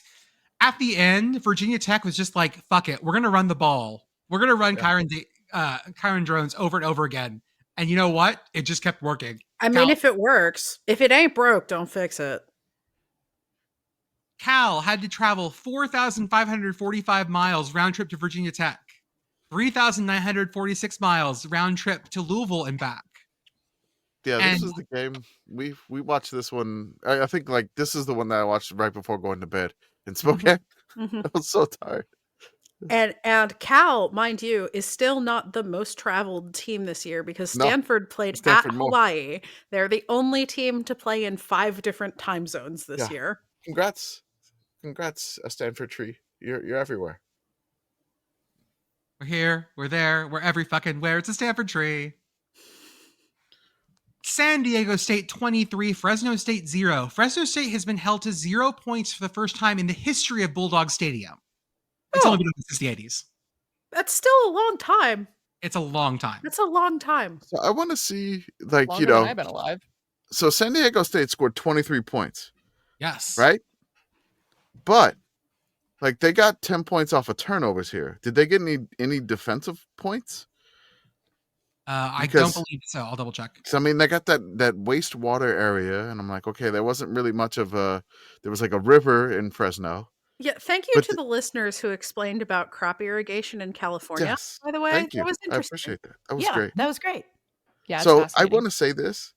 This is San Diego State's second lowest scoring in a win. Okay. So they didn't have much water power here. They had enough. Their defense was good. So their defense saved them. But Maybe they retained water. Yeah. Mm. They Don't they know. they took some with them from Lake Tahoe for this because they knew it was the next one. They're back home, so that's good. Then they go to Hawaii. There's a lot of water out there. So Mhm. But it's So salt like- water. But it's salt water. Surrounded by No, water. we're okay with salt water. We're okay with Yeah, salt. no, we Okay like with salt salt. water if Okay, we're salt San water's Diego fine. State. it's good. We're okay. App State 21, Old Dominion 24. App State was down 24-7 in the fourth and then rallied 14 points on 2 long touchdown drives. And then ODU recovers the onside kick that puts the dreams away of the App comeback. ODU is probably out of the playoff talk. However, ODU is still very bitey and still very fun. App State not having a great year. Their fans are unhappy right now. We'll put it that way. Unhappy. Unhappy. Is this thing on? Hello? Test, test. Oh. I unmuted myself just to show you that I wasn't saying anything. Yeah, I don't think I'm going to be using that one as the episode title. Thank you. I'm gonna have to figure out what y'all said earlier about It's something. something about Brian Kelly and Sailor Moon. That's all it. That's what the title's going to And be. he's entirely wrong. Brian Kelly is the opposite of Usagi. Like, come on. Like, I don't know what this is. I love every time would we you talk like to about understand? anime. Would you like me to No. talk about Sailor Moon? No, I'm good. No, but on a So what special happens is- on a special podcast, I think trying to explain Sailor Moon to Commish is a great 20-minute podcast. Fighting love like daylight. No, sorry. No. Like y'all, you can explain anime to me. I won't. It would take 20 minutes just to explain the difference between the Viz dub and the original. And Oh yeah. boy, yeah. Kansas State 42, Kansas 17. That's 17 straight for the Wildcats. You'll get them next year, Kansas. Someone posted, and I forget who it was. I was in second grade the last time Kansas won this game, and now I'm teaching second grade. Yeah. That's rough, buddy. Your girlfriend turned into the moon. Jalen Daniels was sacked 4 times and had 2 interceptions. That'll do it, folks. Mm-hmm. Our friend of the show, Mike Golick Jr., got to interview Brett Yormark. He was there at the game. Brett Yormark said that Big 12 games had lead all other FBS leagues in fourth quarter lead changes. So there you go. The Big 10 is chaos. Big 12 is chaos. Speaking of Big 10, like I just misspoke, on CBS at 2:30, it was Iowa 41, Minnesota 3 for the Pig. Y'all, this was never in question. It was never close. And I want to apologize because I made a joke about 41 Iowa points in this economy, and we got dragged by every Iowa fan being like, we've scored 40 plus points 4 games. I know, guys. I know. It still feels like a lot. It still feels like a lot, but I'm sorry. You guys are different now. Here's the problem. We're all sort of experiencing whiplash from the previous Iowa seasons. So getting used to this is taking some time. I have to assume that it can't be that different for the average Iowa fan. Like you spent so long driving a 1980s era Ford F-150, and now suddenly you got a brand new car and it goes real fast. To me, this Iowa team is not that different. It's just that this isn't like a crazy offense or anything. Like we're not talking like 2019 LSU, but what they are able to do is the offense is now good enough where the other areas of the team that complement the offense can actually play into that, right? Like, because they've always, this whole run had, a pretty good defense, pretty good special teams. And you'd think, right, those are things that can set an offense up for success, right? And now the offense, like, I don't think it's, blowing people away, but it's good enough to capitalize on that. So the points are really coming. Well, let's talk about this because Iowa scored offensively, defensively, and on special teams. All 3 phases. Iowa put up 41 points on 274 total yards. Yeah. Oh, it was right? it was very they're demure, scoring. very demure, very mindful. This was Iowa wide receiver Caden Wetjen. I can never pronounce his last name. Wetjen is the only player in the country with a receiving, a rushing, a punt, and a kickoff return TD in 2025. Wow. Can you name? Just give me a number here. How many in Big Ten play? How many schools have scored more points than Iowa in conference? It's 2. It's Okay. Indiana. Yeah. And it is Ohio State. No. Oregon? Oregon. It's Okay. Oregon. Yeah. No, they are a points, like if you look at all their points, they're not putting up, like Arthur said, they're not putting up like 500 yards, but they don't need to. They're doing this off of special teams and defense. And they finally have the of course they complement. are. It would be unbecoming to do that much yardage. Iowa Yeah. has they can complement their defense. They complement each other. They're playing complementary football. Which was all they ever wanted. Like, if you Yes. ask an Iowa fan, that's all they wanted was it was an offense that just wasn't fucking folding every 2 seconds. Yeah, just match the complementary, match the defense and special teams with some sort of offense to take advantage of what the defense and special teams gives you, and that's what they're doing. Also, shout out to Mark Gronowski tying Wilburn Hollis Yes. for the most rushing touchdowns in Iowa history by a quarterback with 11 on the season. He's still got more games to go. This is his 8th consecutive game with a rushing TD. Yeah. At Eastern Michigan loses to Ohio, but Oh, look at the picture, guys. In the 4th quarter now, they have a video intro that says, "Unleash the MACCoon." Hell yeah. So good. The MACCoon turnover chain was in full view. Everyone Yes. loves it. We need to get to Ypsilanti. We I really got it. Like I did, like I, gonna go lay on the gray turf. Like just, I'm gonna go survive a few quarters in Ypsilanti after the Kibbie Dome. I gotta get my butt up there. I gotta go. The giant penis water tower. Mm-hmm.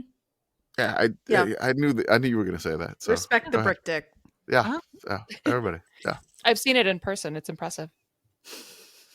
That's what it wants even you in to cold say. weather. I know. Even in cold weather. I know. You'd think, but there it is. No. Staying power is a big thing up there. Mm-hmm.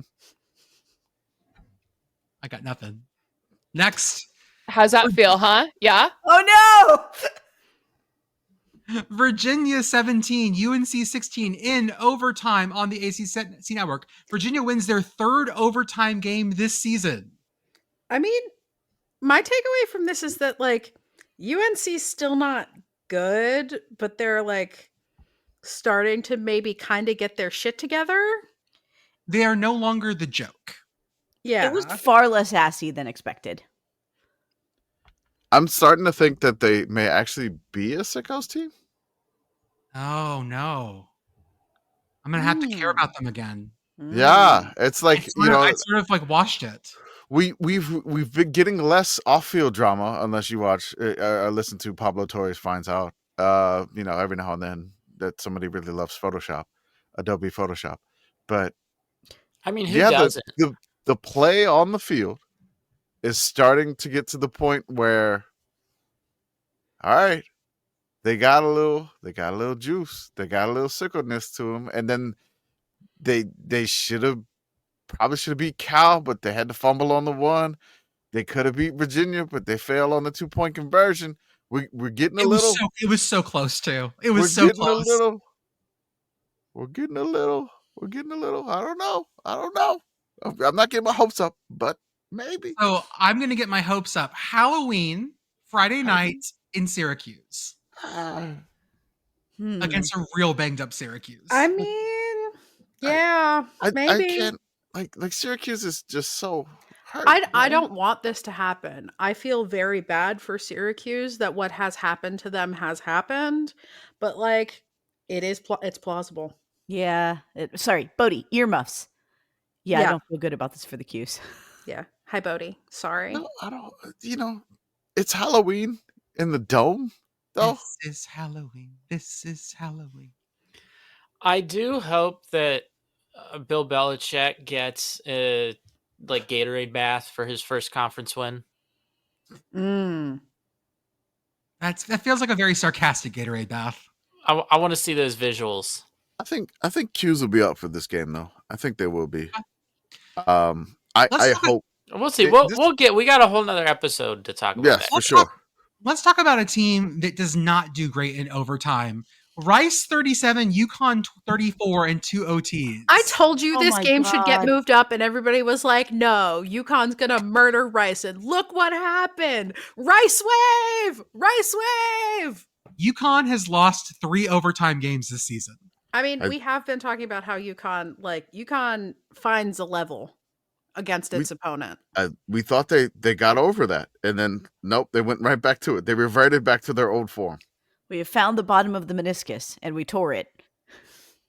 I mean, like we're like, hey, UConn, they're actually they beat Boston College, they beat the crap out of FIU. Like, they've gotten over all of this. UConn is through it, and then Rice comes into town.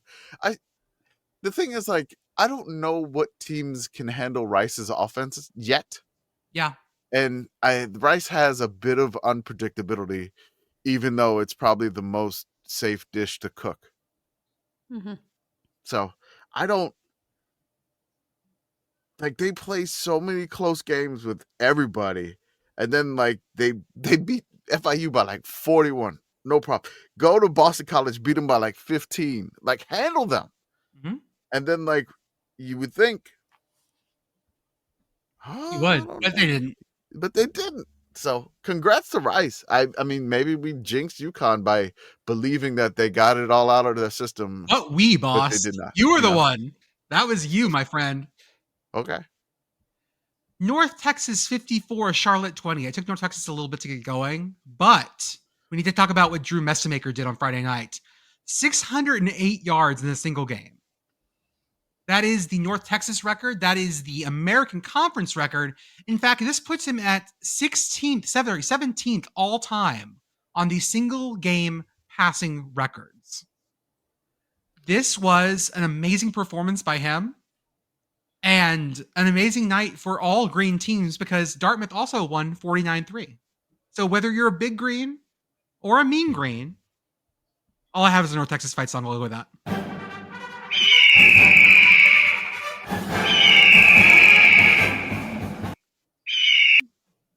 Well, since we're already talking about teams that are fucking awesome, I'm gonna hit some war music real fast. Let's do it, guys.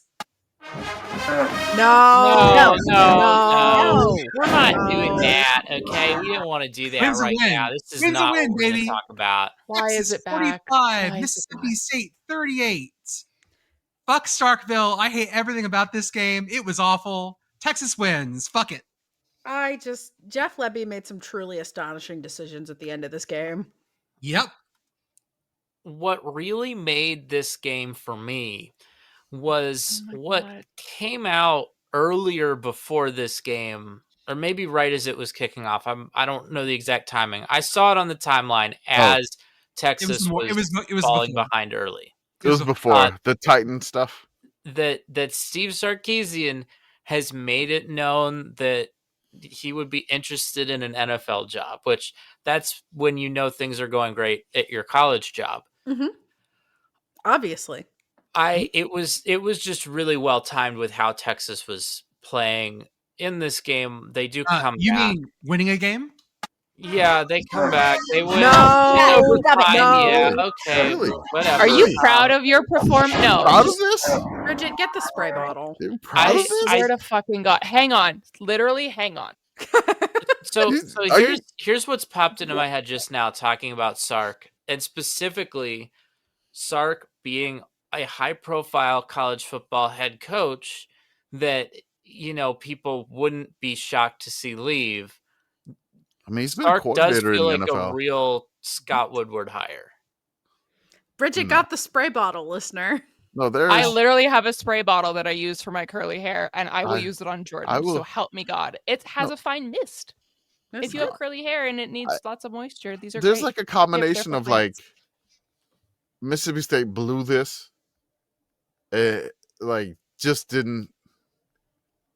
I feel like this is more of a Mississippi State blowing the thing, but like Texas still had to score the points. So I mean, Texas had to score 24, I believe, in the fourth quarter to make this happen. yeah, they allowed it.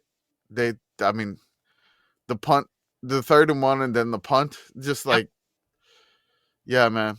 I don't know that still hasn't had a win as an SEC coach. 0-12. It's okay, because surely Texas won't choke against Vandy next week. Would that be choking? That's not choking, man. I guess No. I guess it's That- just yeah. losing Vandy's to a ranked better team. higher. Losing to a better Vandy's- team. Yeah, Yeah. Yeah, hopefully Vandy doesn't choke. yeah. We mentioned this earlier with the Texas A&M LSU game, but I do want to mention a couple of things besides the fact that once Tiger Stadium cleared out, the A&M fans headed down to the student section and started doing their own cheers. started swaying and doing Saw Varsity's horns off, which really made people unhappy. Mm-hmm. But our friend Lucy Roden Respectfully. had a picture of Micah the Tiger dressed up as Michael Meyer from Halloween for a media timeout segment where they recognized a kid battling cancer. Yeah, this is concerning on so many levels. It does look like the tiger has consumed someone else's face. Mm-hmm. It's oddly specific Make-A-Wish, really. This is very strange Make-A-Wish. How about the the highest profile G5 game of the weekend, USF 31, Memphis 34. I'm going to say I tagged myself in Old Takes Exposed for this because honestly, I saw USF go up big and honestly was like, they got it. This is done. Yep, that's it. Nope. Memphis comes back. As our good friend Alex Kirshner said on Split Zone Duo, they can't keep getting away with this. Oh, but they can. Mm-hmm. Memphis scores 17 in the fourth quarter to win this one. Just an absolute fucking heartbreak for USF, who I thought was the better team throughout most of the game, in all honesty. But, alas, didn't happen. Nebraska 28, Northwestern 21. Only thing you need to know is Bill Murray was there, and Bill Murray was firing hot dogs at the crowd. Like, oh shit, that is that Bill Murray. No, it's actually Bill Murray. Oh, Yeah. Good for him. He's living the dream, honestly. If I was Bill Murray, I too would show up at football games and be like, give me the hot dog gun. Do they have a hot dog gun in like the popular game? Is Fortnite the popular game? Is there a hot dog gun in that game? I have no idea. Is that what the kids play? You are asking the wrong. Like, look at this demographic, dude. Oh no. Can I do a TikTok dance? I'll do a Fortnite dance. See, I'm gonna Oh, do for the love of God. Oh God. Listener, Readers. Jordan is flossing. Attempting. Yeah. Attempting to fly. No, I didn't say he was you remember? flossing Hey, well. those with kids and those who have watched Bluey, do you remember when Bluey and Bingo were trying to teach their grandma and their grandpa to floss? Yep. It's a little bit like, and actually, no, it's a lot bit like that. Bowl eligible Nebraska. Yay! They did it. Again, 2 in a row. 2 in a row. 2 in a Two row. in a row. What is the only conference without anyone bowl eligible yet? Is it the Pac-2? Well, that's one of them. Yes, I'm not counting that as a full conference. But Okay. yes. The MAC But you has don't- no one you bowl don't eligible count- yet. No, the most is 5 wins. Mhm. Miami. Oh, they'll be bowl eligible soon. But the MAC is beating itself up. Independent? That's not a conference. That's but, not you a conference. Yeah, Navy's but I bowl think Notre eligible. Dame's probably eligible. Or not, Navy's not in an the independent. American. Why Yeah. is my brain? Yeah. Okay. But yes, They also have to Notre Dame. play. They play each other, Navy and Notre Dame. They do. Yeah. Could be a I big one. did notice the other day when I was looking at standings that before this weekend, both Notre Dame and UConn had the exact same record. They were both 5-2. Oh, yeah. Also, San Diego State, bowl eligible. Shout out to them. Also, like, I'm getting ahead of myself here, but like, why are we not talking more seriously about playoff Navy? I can tell you why. Give me 1 second to pull up their schedule. Their schedule's rough coming So- up. But if Well, they, it is. if they win the American though, like, They got a long way to If go. they- Yes. If they win out, then they're gonna. Yeah, they're in. they're That's good. fine. But they need to win out. They got- oh, okay. rough. So Yeah, let me yeah. let me tell you who Navy has played so far. They opened VMI, UAB at Tulsa, Rice, Air Force at Temple, and now FAU. And now here's who they're going to play. Mm-hmm. At North Texas, at Notre Dame, home against South Florida, at Memphis, and then they'll have Army Navy, which is after they would make any decisions on postseason. So All right. if they- that's why we're not talking about playoff Navy. All right. So, like, asked if and Navy- answered. If Navy were to like get through the, and get to the American Conference Championship, Oh, they they're would play. They win out. They in the would. end. I'm saying they would make the American Conference Championship game and then still have to play Army after that. Mm-hmm. Yeah, which would be determined after the playoff would be set And then, Yes, Army per split zone duo, the Army Navy game does not count for the playoff seeding purposes. It's just sort of out there, existing in the ether. So maybe this will become relevant. It is limbo.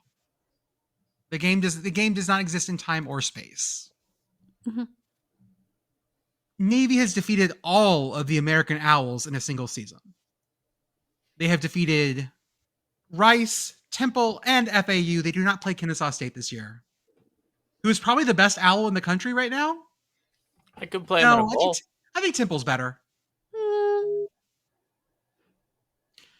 Central Michigan 38, UMass 13. The beatings are going to continue, UMass. Sorry. Yeah. Temple requires overtime to beat Tulsa. Doesn't matter. Got it. Doesn't matter. Got it. That's fine. Talk to Temple is better than I thought they were going to be in their first year under Casey Keeler. Talk to your kids about potentially bowl eligible Temple. It is coming. I hope. Syracuse 16, Georgia Tech 41. Syracuse is banged up. We knew this. This has always been the case. Georgia Tech is really good. Georgia Tech is currently, what do the AP people have them at today? They were up there. Let's see. Yeah. top 10? Had to have been. Oh, they've been in the No, top. they're 10. 8. They actually dropped a spot because Ole Miss jumped them.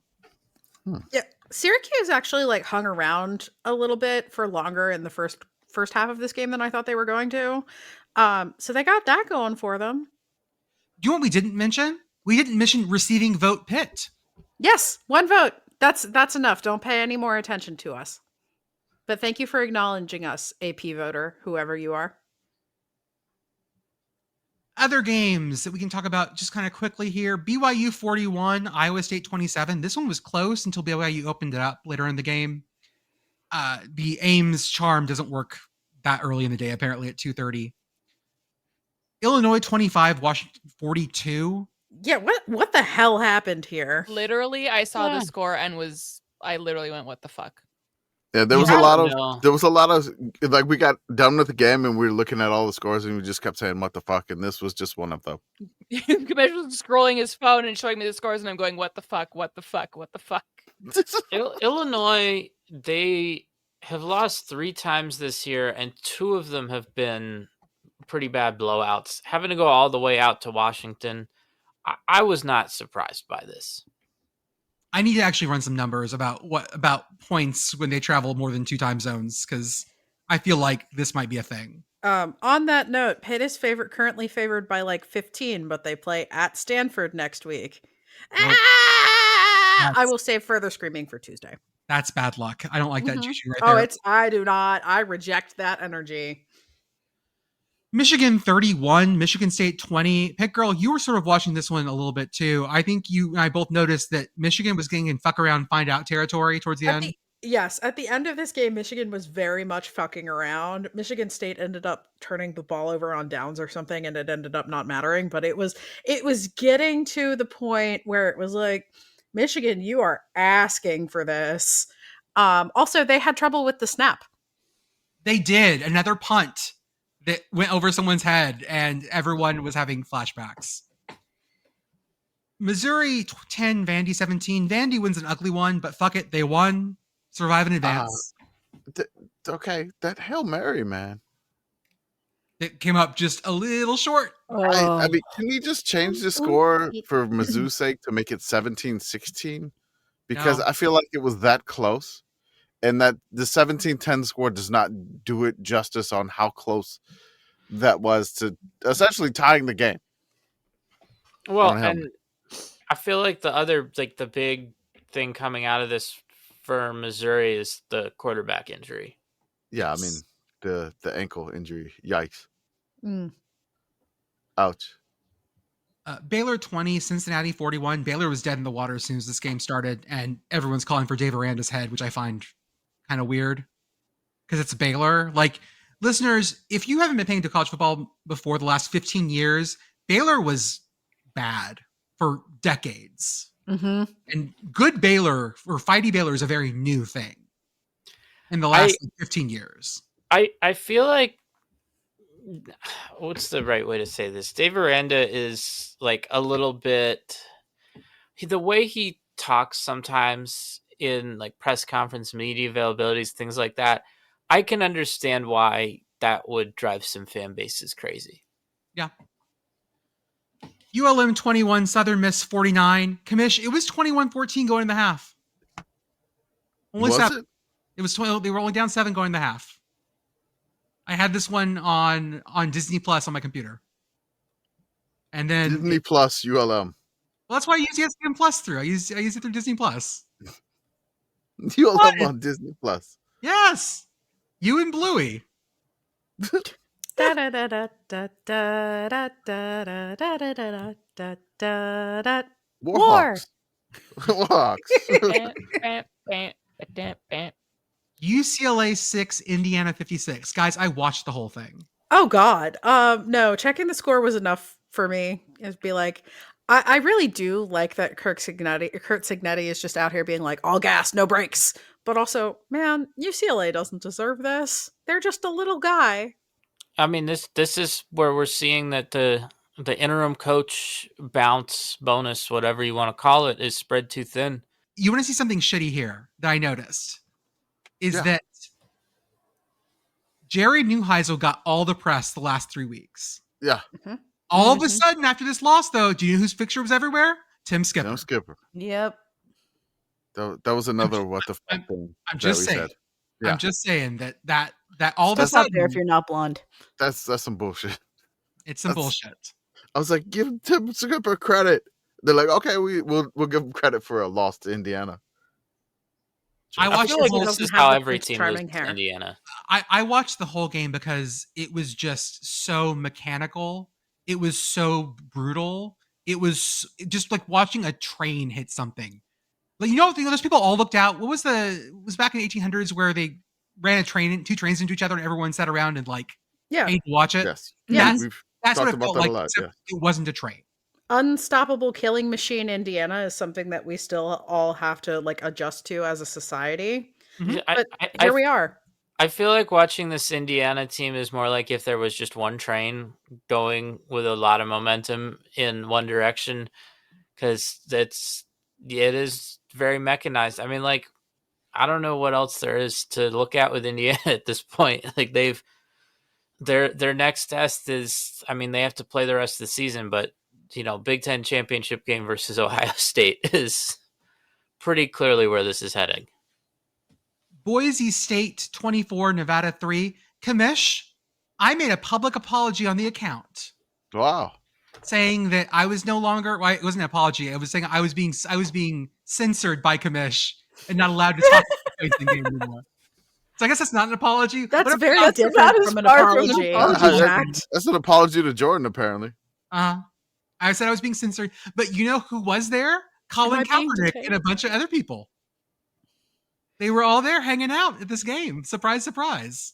Sovsit committee member Jordan asking if he's being detained. I know. I was just pointing out to the people who probably wanted to hear more about the 2010 game that I was not allowed to talk about it because of our editorial standards here. I don't see this post. Don't worry about it. Mhm. It may not You even know that's happen. going to make him find it. Yeah, Like, anyway, faster, Jordan, why right? did you tell on yourself? Like, you got the one weekend a What? year that dad went away, and now Yeah. you're telling on yourself. And I did a good job. I didn't just post from the big games. I posted a lot. Again, the morning feed was basically all NEC. It was me Maine reposting. Maritime. It was me reposting things Pitt Dad had sent me. Mhm. Pitt Girl, I sent you the Reddit post because someone from Reddit was there and wrote it up. And the best part was there was some weird Pitt superfan there. Yes. And then someone in the comments was like, "That's Pitt Girl," and I was like, "My dude, I am very canonically not a man." There we go. Commish found it. Yeah, that's not an apology. I used the word apology wrong. You know how I use promulgate wrong? I used the word apology. Yes, wrong. we do remember how you used promulgate wrong an hour and 40 minutes ago. I want to congratulate Wisconsin. Arthur has been keeping track of how long it had been since Wisconsin scored. Was it a touchdown, Arthur, or any points? So I was kind of keeping track of them both, but I was more interested in the just any points because like I feel like that is it's harder to get shut out than it is to not score a touchdown because you get into spots where you can kick the sad field goal, maybe the scoreless streak was more interesting to me than the touchdownless streak. The TV broadcast was bringing up the touchdownless streak on the broadcast. Like they were putting up like how many quarters it had been. So I was mainly keeping track of this in relation to the total amount of game time that they had been held scoreless and how that would compare to various movies. So the scoreless streak ends at 174 minutes and the touchdownless streak ends at 225 minutes. So the scoreless streak ended 1 minute short of matching the runtime of The Godfather. 225 minutes is long enough that there are fewer movies that I can find that fit specifically into that bucket. So I can simply say that that is longer than the Lord of the Rings, like the theatrical versions of those movies, but shorter than the extended versions that came out later. It was interesting when they finally scored, they had a long pass play that got them down inside the one. And they actually reviewed it briefly to see if the receiver had gotten in. And it was sort of like, maybe he wasn't really down because he was on top of the defender, but they ruled him down at the end, so Wisconsin has the ball inside the 1 yard line, trying to break the streak. And that very next play, they fumbled, but the quarterback was able to just fall on it before any Oregon defenders could get to the ball and preserve their possession down there. So they was able to throw the touchdown on the next play. Other movies that are over that 225-minute mark or right near it. You could have watched all of Gone with the Wind. Okay. Could have watched all of Lawrence of Arabia. All the 10 Commandments. All of Ben-Hur. Okay. So we've got all of these classics of cinema. Mm-hmm. Okay.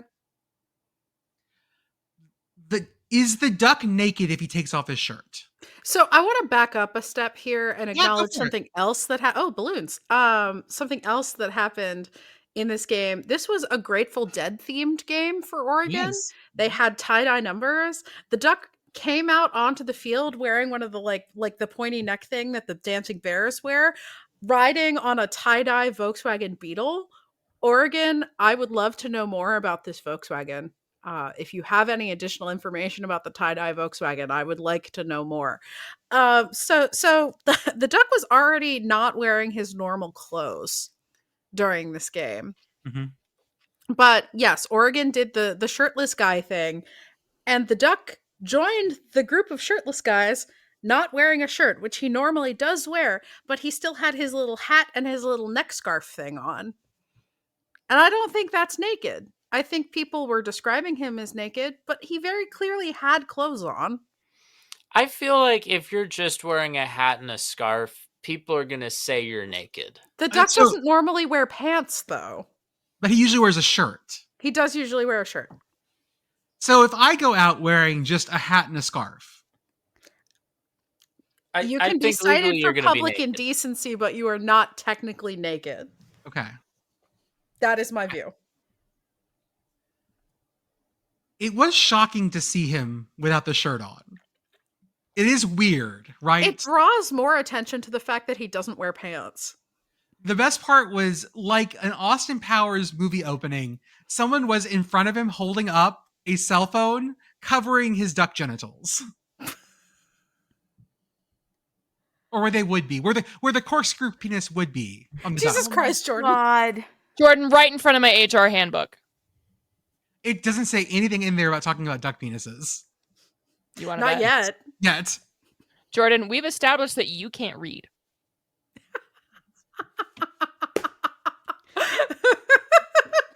So I'm gonna have to have someone read it to me.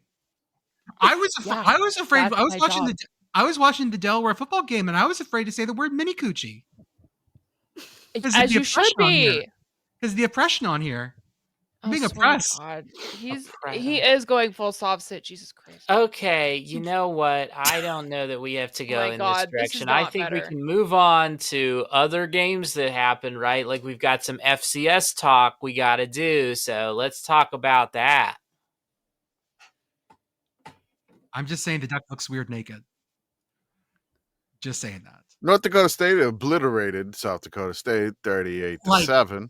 This was not even close. Now South Dakota that State was unexpected. well, South Dakota State was without their quarterback. Oh, Yeah. okay. They announced it in the morning, and that's sort of what tipped it. I didn't think it was going to be this bad. Yeah, I'm willing to award North Dakota State an extra mile of South Dakota. Yeah, I Ooh, think More so. than that, bonus more than that, mile. man. Gonna Yeah, you add can the- have a bonus mile. Bonus mile. You win by 4 TDs, you get a bonus mile Is that the at the current exchange rate?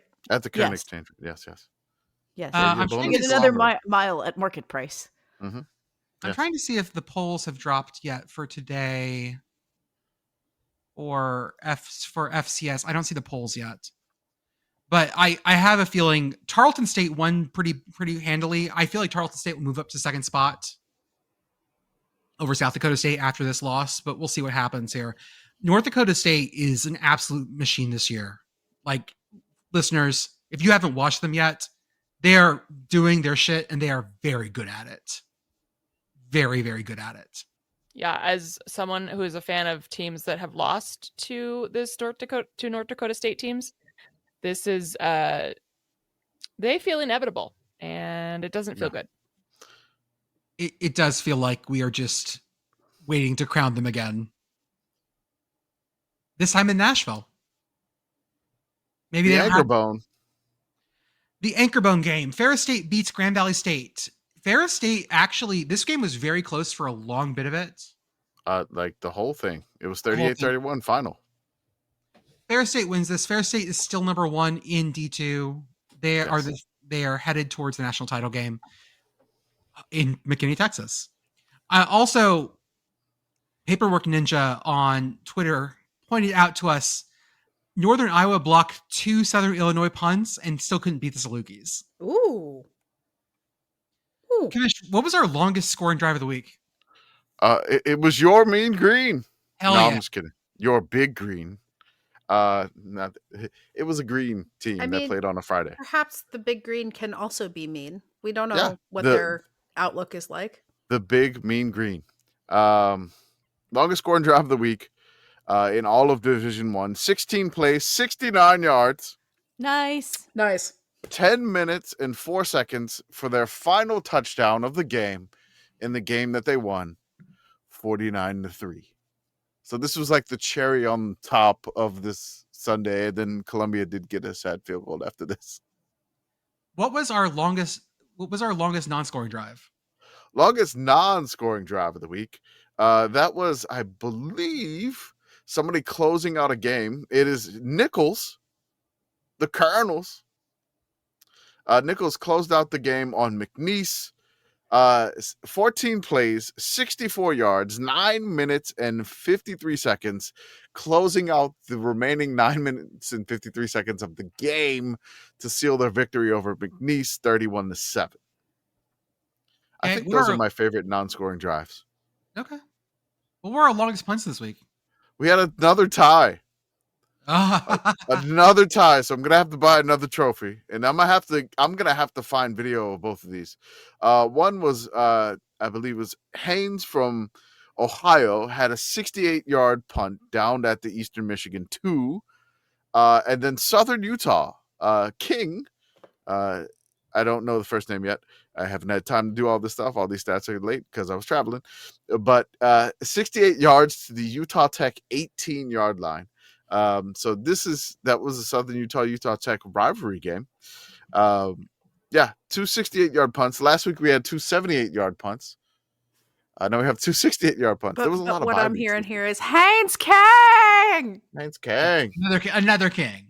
Haynes King! Well, no, Haynes because we and got King. Haynes and King. Oh, Haynes there and we King. go. Haynes Haynes King. King! Haynes King. In other FCS news, UTRGV beats Incarnate Word. Woohoo! UTRGV was up 35-0 at halftime. They were. And I was like, what the hell is going on? And this is a horrible, horrible day. A horrible season for UIW. But go Vaqueros. Go Vaqueros. I mean, that's impressive. They still have never lost a home game in They're their 2-2 in conference, man. Yeah. That is like they are doing so well in their first completely brand spanking ass new season. Mm-hmm. Like this is sort of and Matt Brown wrote about this, but like this is the blueprint for a school adding football. Like this is the best possible scenario. Yeah. Very proud of them. I mean, it's great, and then they're getting a bunch of support, and they're winning conference games, which is like, wild. I don't think they've been blown out by anybody in conference. Like Lamar had to hit a 57-yarder to beat them in the last minute of the game. Oh, and they hung with Sela too. They did. It was ugly early, but then they were able to like claw back to make it respectable. And then again, big lead on UIW. I mean, just an incredible performance by the Vaqueros. Commish, I need to know how you're feeling here. Because conflicted as hell. Presbyterian 19, Dayton 35. Listeners, if you don't know, Commish's father is a Dayton person. Yeah, Dayton alum. So love Dayton, but yeah, the Blue Hose had your heart. Sometimes you just can't turn a Blue Hose into a housewife.